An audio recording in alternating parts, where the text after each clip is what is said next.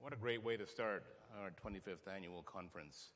You'll also notice this morning that you have a copy of the P3 Daily Reporter on your chairs. Daily Commercial News is developing a daily summary of the conference activities, as well as other current P3 news. So check out the paper on your seats or the electronic format in the conference app. Now, our first session now coming up is entitled Nation Building, What's in the Global Pipeline?, where we'll hear from the jurisdictions leading the charge in infrastructure development and public-private partnerships. I'd now like to introduce Robin McLernon, General Manager at P1 Consulting, who is sponsoring this session, while at the same time, I would invite the panel to come up and get themselves settled on stage. Robin?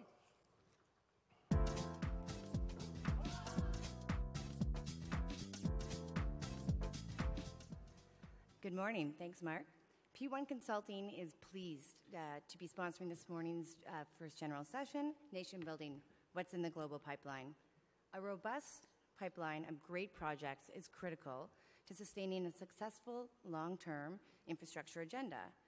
This session features a panel of international infrastructure heavyweights engaged in an in-depth executive panel discussion about P3 opportunities and trends in the UK, Canada, Australia, and the US, and how they will shape the global economic outlook for the next generation. Our moderator is Gillis, recently appointed Deputy Minister, Infrastructure and Communities, Government of Canada. Kelly was appointed Deputy Minister, Infrastructure and Communities in September 2017. Prior to this appointment, Kelly served in several senior roles with the federal government, including Associate Deputy Minister of Innovation, Science and Economic Development Canada, and Senior Assistant Deputy Minister at Industry Canada. Please join me in welcoming Kelly in the panel.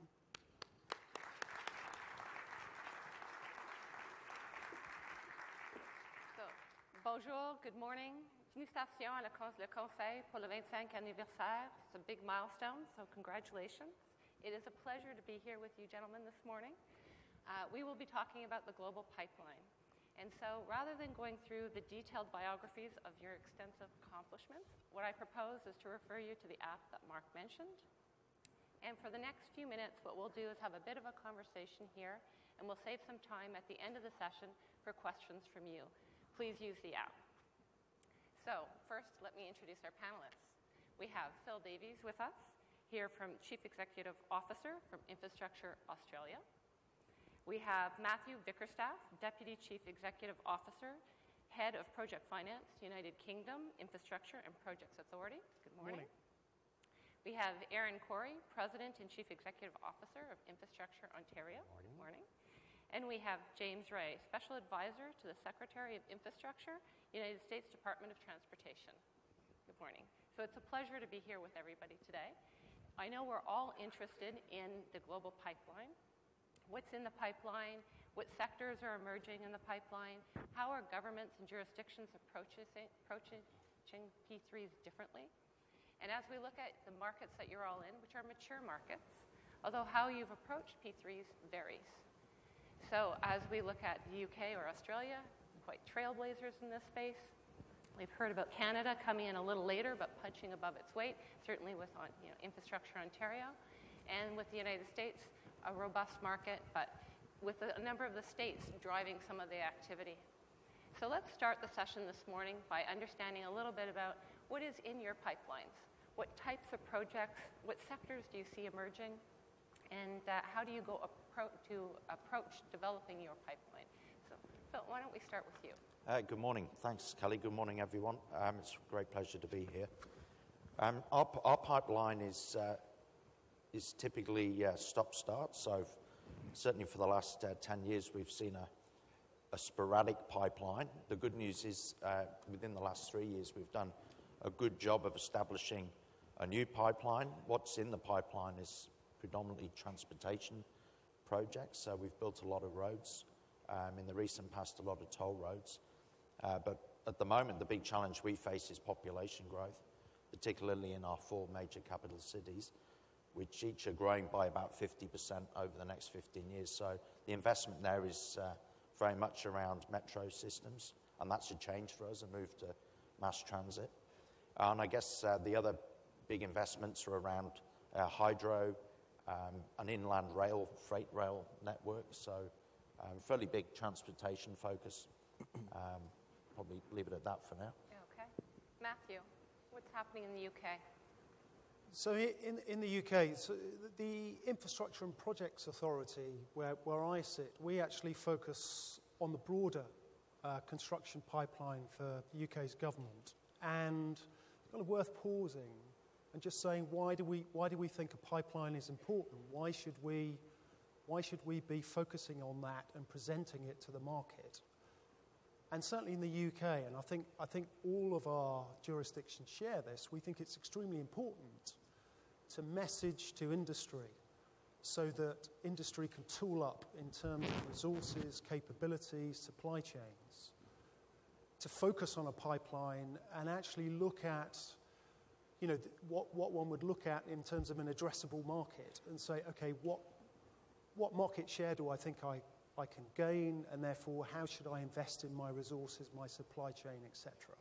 That's extremely important when we think about developing apprenticeships, certainly in the context of the UK, how Brexit is going to work out, and therefore how that pipeline, as we look forward, demonstrates an ability for the private sector to actually come and win business in the UK.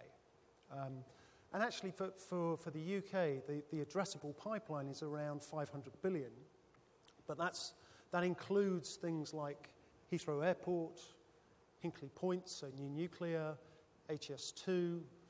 In terms of PPPs, the recent announcements, similarly to Australia, have been more around transport. That is a very easy area to focus in. So we have the Lower Thames Crossing, so a new tunnel crossing the Thames, but also the attendant roads as well. That's around a $2 billion project which is going to be procured using PF2.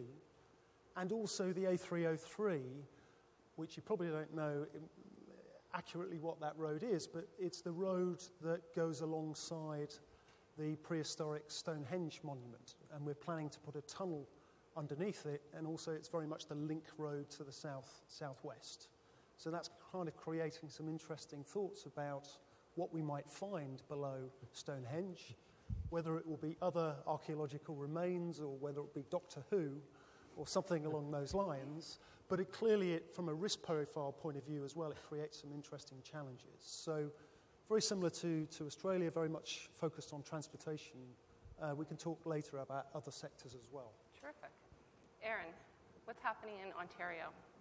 Well, I would start by just echoing Matthew's comments about the value of a pipeline and why we do it. You're right. I think many of us as jurisdictions have realized over time, giving the market that transparency so they can organize themselves, team appropriately. That's part of what's allowed us to keep a flow and to keep both local industry and global players interested in our market, bringing the right skills to bear. So totally agree with you. And we have historically and timed our release of our pipeline coincidentally with this conference. This year's we'll put out later today. I guess our pipeline is probably in its third era, if I could say it that way, Kelly. We started very heavy on the building space and what we call social infrastructure, and particularly around hospitals. This was a hospital jurisdiction for the start of Ontario's P3 experience. And then 4 or so years ago, that really flipped. And Era 2 was heavy to the transit and transportation side, working with municipalities on light rail projects, working with our colleagues at Metrolinx, MTO on highways and transit projects in around the GTA. So Era 2, there was a real shift in our market. And I think the third era, the way we see it, when you look at this year's pipeline, it's actually a more mature. So we're not swinging, to meet an incredible need. Well, we have to get hospitals built, and now we have this transit deficit. Those things are both still true, by the way. But I think our third era is really more balanced. Our pipeline is, there's 32 projects on it, I think, when it comes out today, and they're almost exactly split half and half between buildings and transit. There are, if you did it by dollar value, obviously the transit projects, because they're bigger, would be more than half. But if you look, the mix is really more balanced. We're into a more mature. It's not about solving a point need. It's about an ongoing program. So there's social infrastructure, hospitals, courts, correction centers, But then there's also the transit build, which continues, and really now I think is becoming more of not a one-off, but a program that's going to continue for a long time. So that's what our pipeline looks like now. Great, thank you. And from the United States, a little bit of a different context with the relationship with the states and the federal government. That's right. Let me answer the question maybe in two ways. One is kind of a participant in the marketplace for a number of years and my observations there, and then kind of the role of the federal government and what we're thinking about in terms of pipeline. So in the first instance, people will often complain that the U.S. marketplace has kind of been moving in dribs and drabs, and I couldn't take issue at that point. I think that has been the experience for the most part. Although that said, if you look at TIFIA loan closings as a measure of where the pipeline is, TIFIA will have a record year this year. So I think the pace of P3 is picking up, kind of despite the consternation over the state of the market there. I do think it's also diversifying. I think transport has marked our experience and may be different from the world. We've been very revenue risk focused in our deployment of P3s. I expect that will continue, but you may see some diversification on that. I think you'll also see diversification in terms of sectors. So just a number of my conversations lately, I think some of you all may have been following the Michigan lab procurement. I do think that will come out. Quite a lot of lighting projects around the country. There's two moving. I think one will be discussed a little bit later here today. I think others may follow. I think there's some rail redevelopment that's happening. So, and I know several people are beginning to talk about bundling of rural water projects, somewhat similar to the way that the minister was talking about before, which I think is a very positive note. I would also expect in the future that you may see some monetizations of federal assets. We've been looking at that in terms of how we maybe pay for the president's infrastructure package. I would not expect that would pay for the entire amount. I don't think we have that much to sell right now, but there are a number of things. For instance, the Army Corps of Engineers owns a toll road in Massachusetts, which I'm not sure is core to their business, that we might look at maybe getting disposing of and the like. So I think that there's going to be some diversification from that standpoint. Let me just speak for a moment about the role of the federal government. So as most people in the room know, P3 is largely, or the decision to go P3 or not, is largely either mayor or governors. And I like very much the way the minister characterized the question about regulatory burdens. I've come back to government. I'm a recycled prior government employee from the Bush administration. And so I've come back, I think, in many ways as a better Fed. I've come back, I think, understanding maybe the burden of what it means to deploy a project, having spent the last several years working as a partner at KPMG.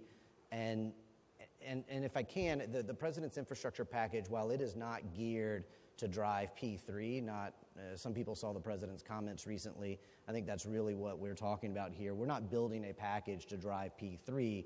We're building a package to drive infrastructure in a more thoughtful way that takes into account life cycle and asset management and the like. I think the byproduct of that will be P3. And so just a couple of words on that. One, the package that we're trying to put together will be meant to drive $1 trillion of new investment.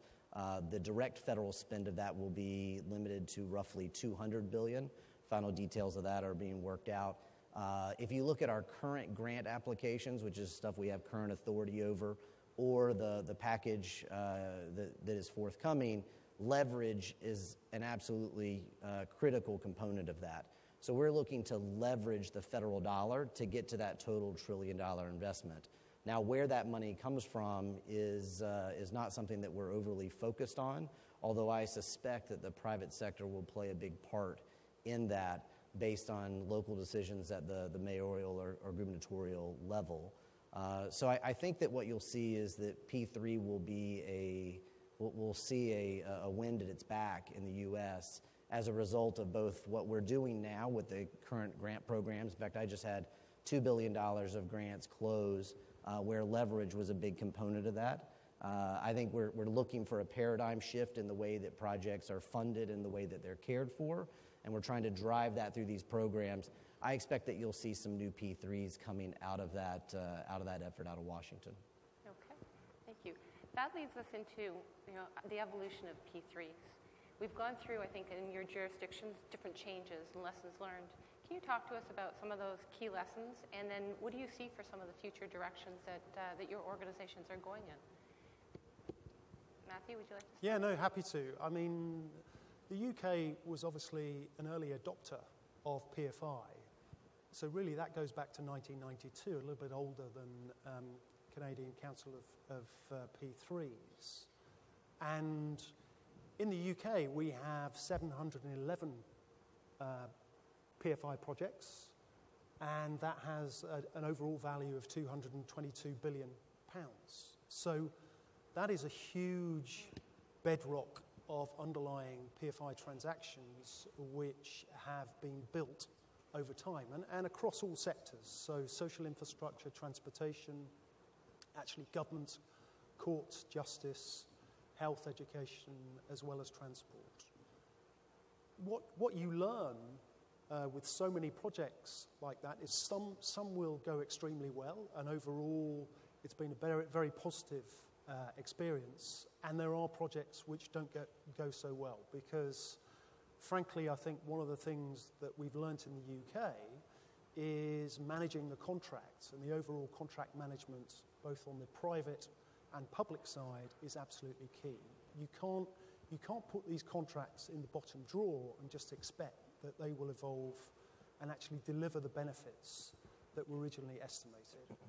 I think also as well, and this would be some advice to anybody embarking on a PPP program, possibly an evidence base which demonstrates. I was very struck by some of the comments earlier about the clear benefits, building quicker, 14% NPV benefit, which has been calculated, estimated in Canada for the overall P3 program.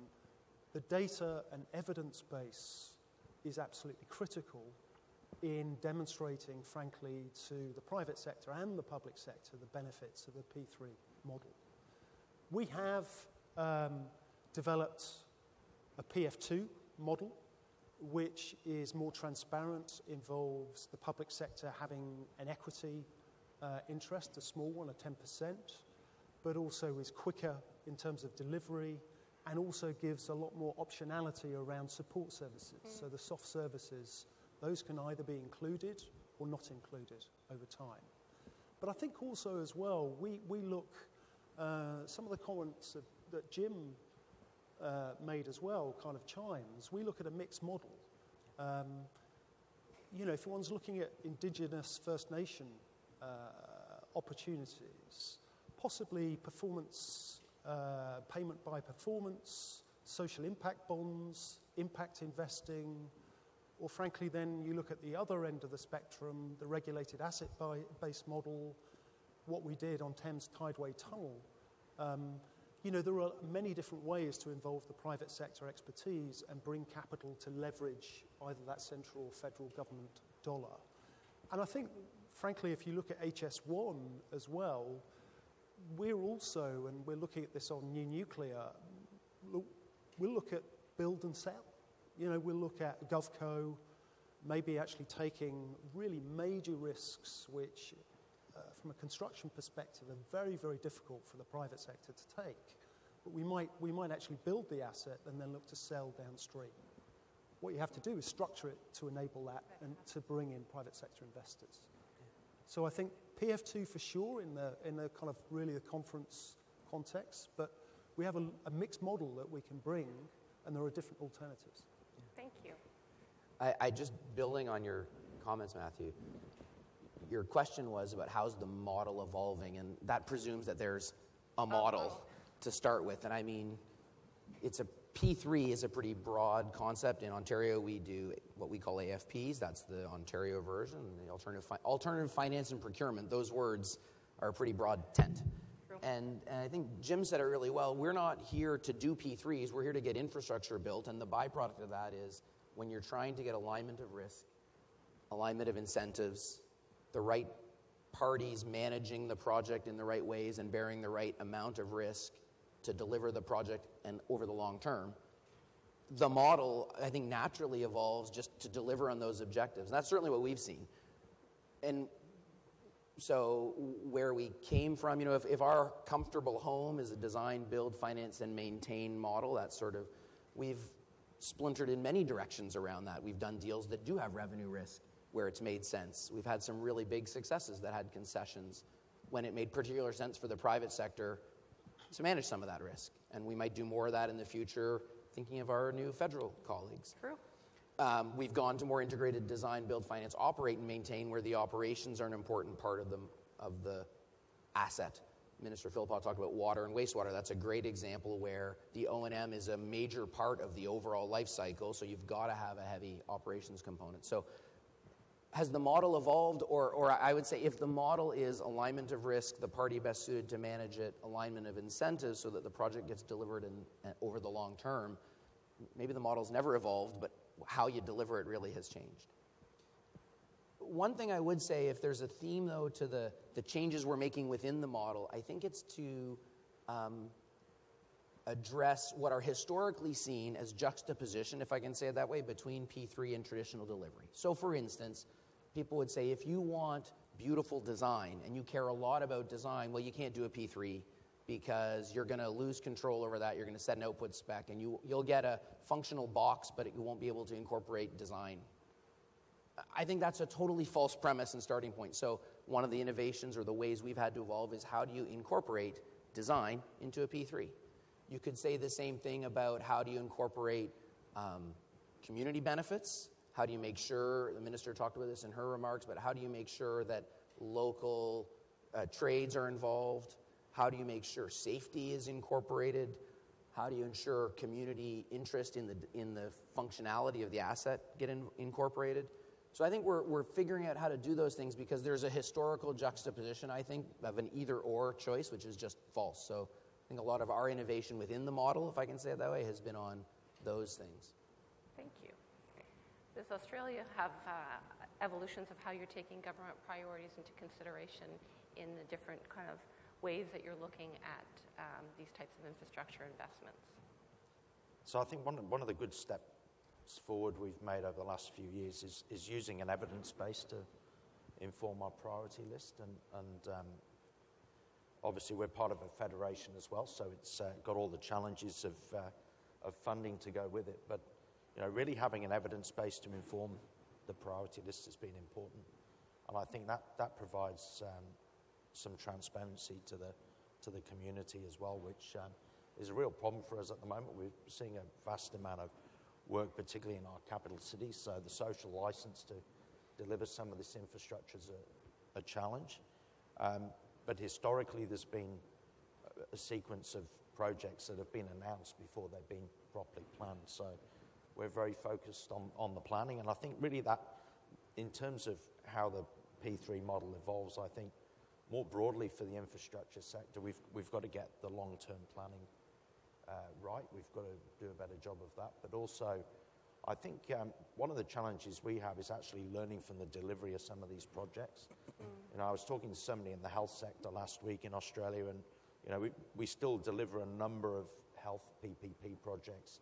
Some go well, some don't go so well. But actually, do we gather the lessons learned from that? No, not particularly well. So I think there's a whole transparency piece around, better transparency to the community in terms of what we're trying to achieve, what the problems are we're trying to solve, but on the back end, better transparency around, well, how did this actually work out? In terms of different models, I think, it's interesting. We tend to pick the model that suits the circumstance, and I think we've got I spoke about roads earlier. One of our major toll road projects at the moment is around $16 billion. That's been broken into stages, and actually the state government has taken all the capital and delivery risk of that project just because of the risks that go with it and the scale of it, and they're going to sell off or sell the concessions for the different stages to fund subsequent phases of the construction, which is a fairly new approach. I think the other thing we're looking at, particularly in healthcare, is whole service delivery, including patient services. So that's a new approach for us, and that major project in Sydney is being rolled out right at the moment. So, we're seeing some innovation in trying different approaches and different models. We're making progress in terms of planning and developing that priority list. We've got about $350 billion worth of projects on the go at the moment. But greater transparency, actually learning from how these approaches play out is going to be an important thing for us. So any encouragement we can get from Mark and the team here to maybe set up a global database for lessons learned will help. People aren't too willing to share their mistakes sometimes. Okay, Kelly, if I could say based upon the UK, but also experience across lots of jurisdictions, things go through cycles. You know, Canada has been incredibly effective in delivering and ramping up its program, just as in the early 2000s the UK was, especially on the social, huge number of hospitals built. You know, that creates a kind of overhang and issues to address. The thing that's really struck me from today is that just very short sequence from the Prime Minister. You know, when you have the Prime Minister saying, we're on, he's totally on message, you know, that you're going to do, there's lots of models you can bring and things you can do with that political commitment. And as you go through the cycle, there's different periods of evolution that you go through, and you do have to adapt and try different models, etc. You know, if I can, actually, just very quickly, so it's interesting. I had your Minister of Transport was in to see me, I don't know, 6-8 weeks ago, and he said, well, I'm here to, you know... He's a believer, isn't he? Give me lessons learned, and I kind of chuckled, and I thought, the role should be reversed here. But, you know, it is interesting. I'll probably say something that'll get me in trouble here in just a moment, but oh well. It strikes me that one of the big problems that we have, I think making data-driven approaches and prioritization is something that we are spotty on. I think it's an emerging issue in the U.S. Some states are doing it well. For instance, for those of you who are familiar with North Carolina, they probably have one of the more sophisticated data-driven approaches to picking their infrastructure projects. But then they fall into a federal system of getting that project through the environmental approvals and through the permitting, and in that is a public outreach component. And it's been my experience that, completely contrary to what people would think of America being good at, we have developed this very onerous process to go through that really becomes a process about process and not a process about outcomes. And so I have been on P3 projects. There's probably people in the room that will know exactly one of the ones that comes to mind, where a tremendous amount of money, a tremendous amount of effort is spent to reach out to the population, to gather their inputs, and it's not until the eve of construction where people think, well, how on earth did you surprise me with this? And somehow, some way, we have to do better than that. We have to bring those concerns, those insights to an earlier stage in the process, because what that ultimately results in the U.S. is too much political risk. So that brings that political risk, which should be dealt very, very early in the process, and it reinserts it back in the middle or at the three-quarter point. And that is something that we have to do better on. Now, I'll give you one example where we're trying to drive maybe a bit of a change at the federal level to try to create that. So one of the parts of the President's infrastructure package will be a big investment in rural America, which I think certainly the last two administrations, I think, could probably be accused of forgetting about rural America in many instances as it relates to infrastructure. And I include myself in that. I think all too often we were very concerned with urban problems. And I think there is a core federal interest in a lot of this rural infrastructure. But I think there'll be a big component that goes to rural infrastructure. But what we're going to ask the governors of those states to do is come up with a very data-driven approach that articulates what their rural infrastructure problem is, how they intend to address it, and what performance they hope to get out of that investment. And for those that do a good job on checking all of those boxes, there'll be bonus payments that come in on the back end. So if you have a good data-driven approach to drive your priorities, if you actually really look for performance and you invest accordingly, and you actually begin to achieve those performance objectives, extra money will come your way. And so hopefully we'll start to really create order in that process that's outcome driven rather than process driven, hopefully. Maybe a lesson learned. Oh, and by the way, your point on, I think we are on the verge of learning a valuable lesson on managing the contracts. I think that's probably a global lesson, but I think we're young enough in our process that lesson maybe is just coming in within sight now. Yeah, we have contracts coming off the end. I mean, they're 30 years in. That's a really interesting time to actually look at those assets coming from PFI, P3, looking at the quality, how well have they been maintained, how are they coming back, and comparing that against a population base of similar projects who've been managed in the public sector. What is the backlog maintenance? Mm-hmm. Have they been operated? Are they just falling apart? You know, that's because I think it was you who said, maybe it was you, Phil, that just the issue of people not wanting to share things that have gone right to a certain extent, but certainly things that have gone wrong. It's tricky. Yeah. So as we look at more of an outcome-based approach and we bring in new modalities such as user pay, and citizens are certainly, in my short time in infrastructure, very engaged in infrastructure. How have you been going about thinking about these new approaches and determining and engaging citizens in the outcomes? So the political risk is addressed earlier on. Have you been experiencing that within your organizations and jurisdictions? Yeah, if I may, so very much focused on better communication with the users. We've had many debates around how we pay for our infrastructure. Funding is as with everyone, is a major challenge for us. You know, there's a glut, I would say, of capital available in the market to finance these projects, but the funding is still a problem. What are we looking at? We're looking at increasingly looking at value capture as a mechanism, and you know, we know that's not a new concept. It's been around since Roman times, but we're certainly looking at value capture with a sharper focus at the moment. Typically, you know, we're planning our projects, and by the time we make the announcement, the value has already escaped. So, you know, that's something we're very conscious of.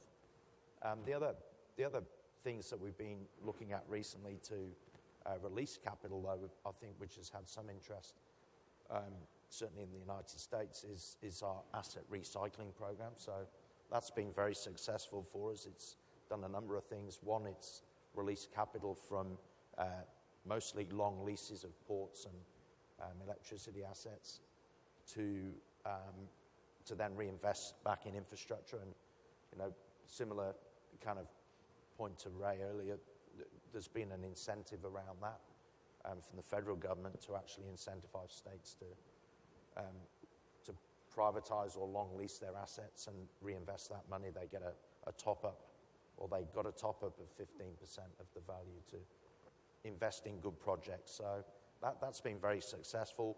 It's also brought more contestability into delivering some of the services as well. So that program finished earlier this year, but hopefully we'll see more of that going forward.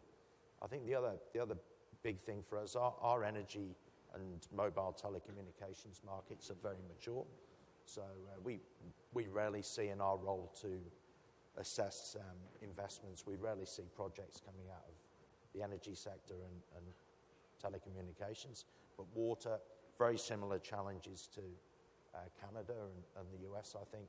And we're certainly looking at pooling, how we can pool particularly some of our regional assets and get some traction around those assets. And I think last but not least, the holy grail of transport, that's, yeah, we have a lot of toll roads, but we certainly have an issue with funding of roads now, and we're looking at how we can reform the road sector. So we're going to be kicking off a project shortly, hopefully, to look at how we reform the road sector, and that'll be an interesting opportunity, I think. You know, if I can, just very quickly from a U.S. perspective, the one thing that, well, there's many things about the Trump administration, but the one thing I would say is that if it even moderately looks like an idea worth studying, it gets oxygen. And so whereas before, and having served in an administration before where very quickly doors would be closed to ideas because, no, it doesn't, you can't, that'll never work in Washington, that answer doesn't fly anymore. And so everything is on the table in one respect or another. In fact, I was in the western part of the United States, and someone put out an idea that I'd never heard before. It was, it kind of harkens back to the way the railroads were built in the early days of the United States, and I thought, that's one that I haven't heard. Let me take that back. And it was meant to support a brand new interstate and interesting ideas. I think that if you look at where we're going, we're looking to really flex enabling of tolling of the interstates in certain ways. Again, those are state-owned, federally supported, so that those would be the decisions of governors and mayors. But taking the regulatory burden, kind of the question to the minister, away and enabling that, I think looking at commercialization. I noticed here on the Gardner Expressway coming in that you guys have sponsorship. That's not permitted in the United States. In fact, I made some inroads. If there's anybody here from the city of Toronto, I'd love to look at some of your data off of that and see how that's going. But honestly, I think every idea. Now, water systems are much easier. They're already priced. I mean, that's not particularly difficult. Broadband has a repayment scheme associated with it, even if it requires subsidy. There's all sorts of models out there that are kind of well known, but we have to get creative about the way we pay for these, and I think you're seeing a lot of creativity in Washington right now. So we'll see. I mean, Kelly, there's a huge irony at the moment because everybody talks about this wall of capital out there.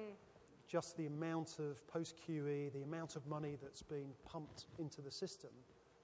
You can see it on inbound inquiries, either from pension funds, not just Canadian pension funds, but Dutch, UK, Australian, very, very keen to get involved in infrastructure investment. And then you lay on top of that sovereign wealth funds or Asian investors who are kind of interested and excited by the regulated asset-based type model or P3 model where the risk profile with some return and some risk transfer, but to a level which can be kind of understood, calibrated, and attached to capital, that really is attractive. So the financing is not the problem, but as has been said, the funding, what is the revenue stream? So I think land value capture for sure, but that's really tough and goes in all of our jurisdictions is joined at the hip with planning and fairness and consultation with the public, etc., etc. I wonder if technology will be a huge thing that unlocks. So driverless cars, automated. Maybe we won't buy cars. Maybe we'll just pay for trips. And actually, maybe that's not so far away.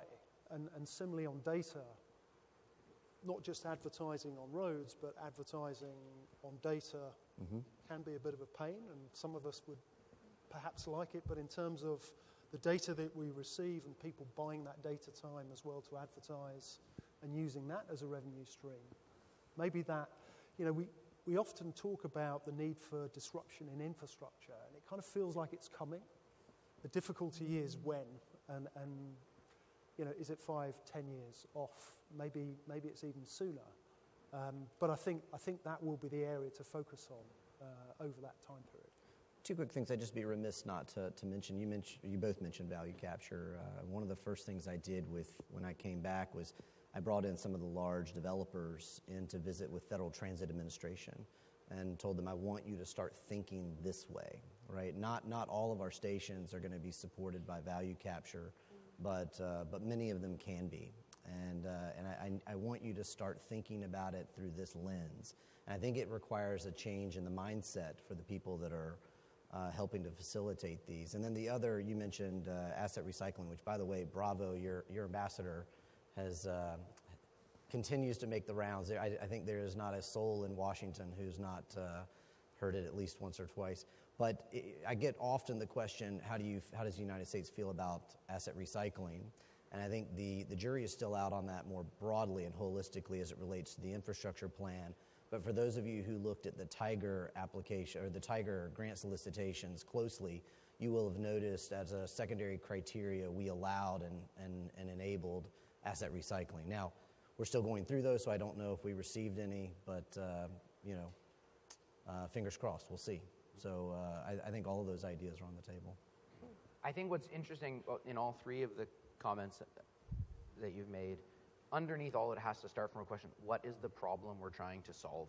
We chatted about this when we talked last week. Yeah.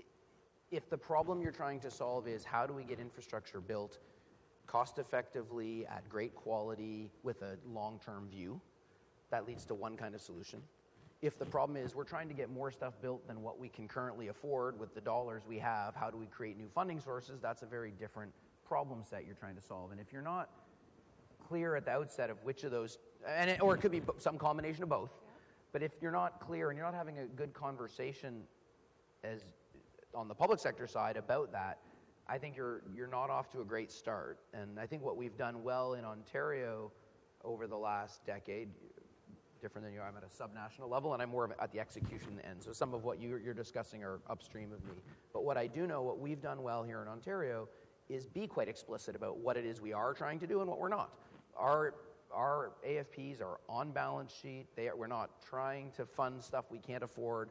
We're trying to do things that actually, over the long term, do fit within our fiscal framework. So then, great, with that as a frame, now the model's clear, the way you engage the private sector is clear, and off we go. That might be different going forward than it is in the past, and that will lead us to different places, but you got to start from that understanding, I think. One area that, and it chimes previous remarks, I think batching, bundling is definitely an area that we've certainly spent quite a lot of time on, and also our colleagues in Scotland who have similar issues in terms of being in geographies where the supply chain isn't necessarily robust enough to actually get real competition.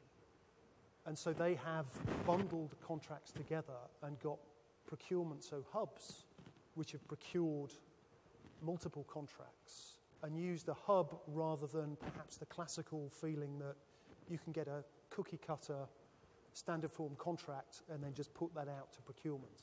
So they're working with their supply chains and bringing together and bundling projects so you get critical mass to get more tension on financing to make things deliver. And we're looking at that as well on our health sector for strategic transformation projects, actually bundling across regions in the UK as well, because we found that can drive efficiency and value for money.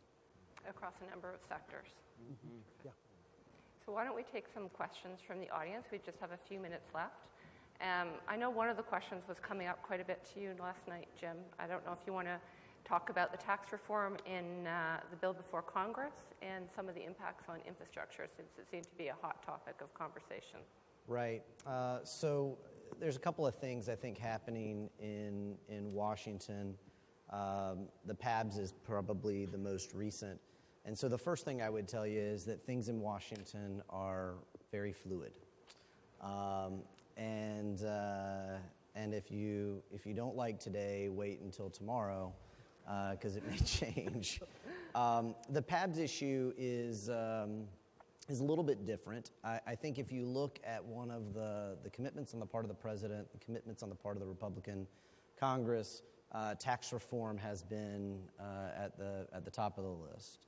And so this is, it's essentially an effort to pay for. Now, my own personal view on this is that because of the way PABs are structured, this is not a big pay for. But when the tax reform experts were in a room, it was a place to find dollars. And trying to bring tax relief to the individual citizens is something that was paramount to them and paramount to the administration and the like. I think it's entirely possible that as they work out the details of how much will the tax reform package actually cost and where should those dollars come from, that discussion could move quite a lot over the coming weeks. And I would expect that to mature between now and the end of the year. The other issue that I would mention is PABs are very much a part of our infrastructure package. And in fact, while I think there's ample capacity in PABs currently with regards to what we administer at USDOT, I think it would be completely outpaced if even a portion of the President's infrastructure vision comes to pass. And so PABs are a big part of what we intend to move forward with regards to infrastructure.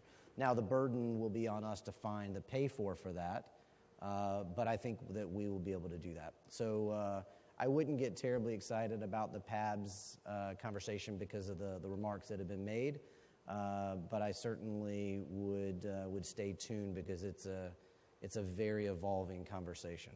Great, thank you. Sure. So just for one last question, as Canada changes through the creation of the Canada Infrastructure Bank, a new tool that we'll have at our disposal, what advice would you give to us as we're looking at going into this new evolution? Is there anything in particular from your jurisdictions that you've learned as we look at this? We had some similar experience with the Green Investment Bank in the UK. I think my advice is be very clear on what the brief is. Be very clear really on what the focus of that infrastructure bank's delivery objectives are, because what you can get quite quickly is mission creep if actually when you start going to the market and the bank tries to crowd in private sector investment by incentivizing provinces to come up with user pay, though that obviously has a political ramification and may not be well received across the whole church. And therefore, if you have an institution that you've created and has got access to some capital but can't deliver projects, then there does tend to be a bit of a mission creep. And there was some experience of that with the Green Investment Bank. So very clear on what the mission is, what the objectives are, and stick to that. 2 points from the U.S. One, TIFIA, while it's not an infrastructure bank, it certainly could be morphed into that fairly easily. It's interesting. I think if you were to go back to the Bush administration, TIFIA worked reasonably well, given the deal flow at the time. It was still early, but it was working. I think it became much more arduous and much more burdensome under the Obama administration. I think even more so in a post-Solyndra world, because all of a sudden the idea of defaults became very, very unpopular. And I think as we staff up, it's unclear. The credit committee needs to be fully staffed out until we see until we'll know what the persona of TIFIA under the Trump administration will be. It's still early days. But I guess if you're going to go there, one of the lessons I learned that I would share with you is think very quickly and early about what the risk appetite of that infrastructure. Excuse me. That's quite all right. Think very early on what the risk appetite of that. I'm trying to introduce that question back for our own consideration because I think in some ways we have run into the same issue. I think many people in this room would probably look at TIFIA as behaving more as senior than what it's meant to be, and I think that conversation starts with risk, and so I would encourage you to do that. The other thing is we had for a long time a program that worked very, very well, state infrastructure banks, which could be funded from the federal level. So that would essentially put it in his hands, and I think that went very well. You also the turning point for that was at one point those were federal dollars when they went in, but after they churned, after they recycled, they became state dollars. So back to the issue that the minister was talking about in terms of regulatory burden, now you're really a master of your own destiny. Well, Congress changed that, and now those became federal dollars forever. So even the interest payments coming back, everything became federalized, everything became subject to the federal regulatory burden, and all of a sudden the value of that instrument became much reduced. And so anyway, as you have that conversation, think about whether or not the federal level is really the place to put that bank. It may not be. it may be absolutely be the place to fund it, I think my friend would say. Exactly. Exactly. Okay. Well, thank you very much, gentlemen, for a good conversation. Thank you. Thank you. Thanks, Cory. Thanks, Kelly. Thank you.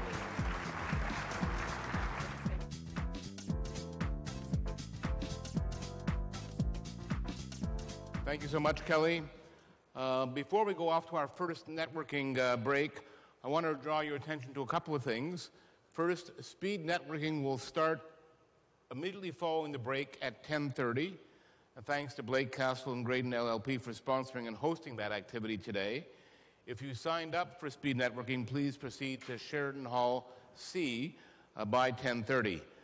Secondly, please check out the Memory Mile down the other side of the foyer, which I mentioned earlier features the last 25 years of our history and other pop culture happenings at the same time. And third, we have two networking lounges located in the foyer space and in the Sheraton Hall A. They are generously sponsored this year by Ferrovial Agriman and Bank of Tokyo.